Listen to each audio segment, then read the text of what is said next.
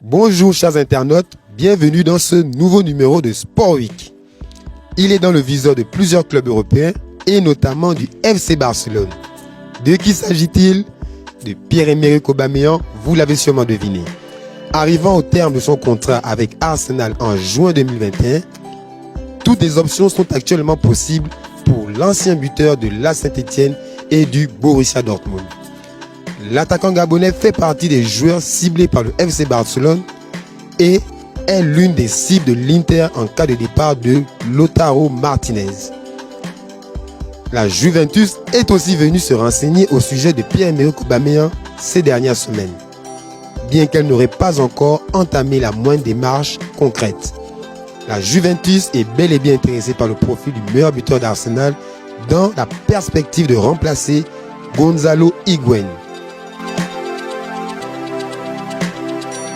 Lui aussi a inscrit de nombreux buts dans sa carrière. Ronaldinho, le Brésilien de 40 ans, souhaiterait évoluer sous les ordres de Diego Maradona en première division en Argentine. Il envisage d'intégrer le club Gimnasia entraîné par la légende Diego Maradona. Il n'y a pas encore eu de démarche officielle d'un côté comme de l'autre, mais en Argentine, cette nouvelle en fait déjà saliver plus d'un. Si Ronaldinho aura logiquement besoin d'une remise en forme conséquente, il n'a probablement rien perdu de sa superbe technique et de sa magie.